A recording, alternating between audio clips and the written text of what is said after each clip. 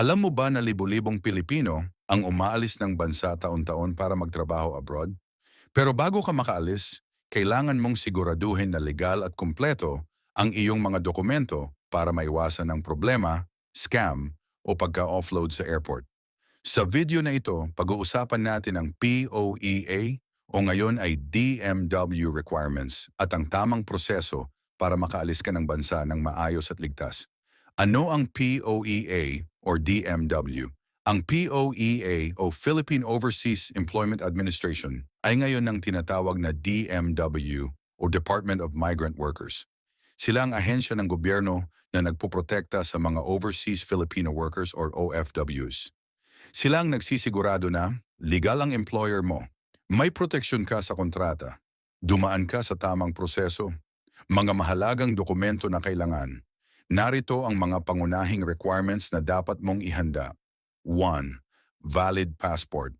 Siguraduhin na ang passport mo ay valid nang hindi bababa sa 6 na buwan. Walang sira o damage. Ito ang pinakaunang requirement bago ka makapag-apply sa abroad. 2. Approved job contract. Kailangan ang kontrata mo ay verified o authenticated ng DMW. May malinaw na job description. Nakasaad ang sahod, benefits, at working conditions. Ito ang magsisilbing protection mo laban sa illegal na employer. 3. Agency documents, kung agency hire. Kung dumaan ka sa recruitment agency, siguraduhin na licensed ang agency sa DMW, may valid job order sila. Tip, pwede mong i-check ang legitimacy ng agency sa official DMW website. 4. Medical examination. Kailangan mong sumailalim sa medical exam mula sa DMW accredited clinic para masigurong fit ka magtrabaho abroad. 5. Pre-Departure Orientation Seminar, PDOS. Ito ay mandatory seminar kung saan itinuturo ang culture ng pupuntahang bansa, workers' rights, safety tips habang nasa abroad. 6. Overseas Employment Certificate, OEC. Ang OEC ang nagsisilbing exit clearance ng OFW. Kapag wala nito, posibleng hindi ka payagang makaalis ng bansa. Bonus, kapag may OEC ka, exempt ka sa travel tax at terminal fee. Legal na proseso ng pag-aalis. Narito ang tamang step-by-step process. Step 1. Mag-apply sa licensed agency or direct employer. Siguraduhing legit ang employer o agency. Step 2. Pumirma ng verified contract. Basahin at intindihin mabuti ang kontrata bago pumirma. Step 3. Kumpletuhin ang medical at requirements.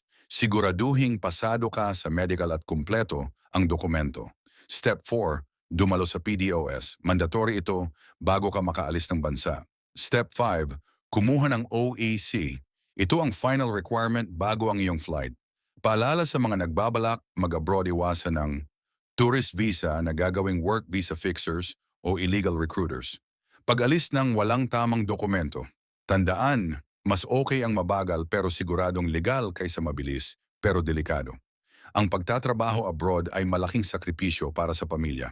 Kaya mahalagang maging handa, maingat at legal ang bawat hakbang. Kung nakatulong ang video na ito sa iyo, huwag kalimutang i-like ang video, mag-subscribe or follow para sa mas marami pang OFW tips at i-share ito sa mga kaibigan o kamag-anak na gustong magtrabaho abroad. At kung may tanong ka tungkol sa DMW requirements, i-comment mo lang sa baba.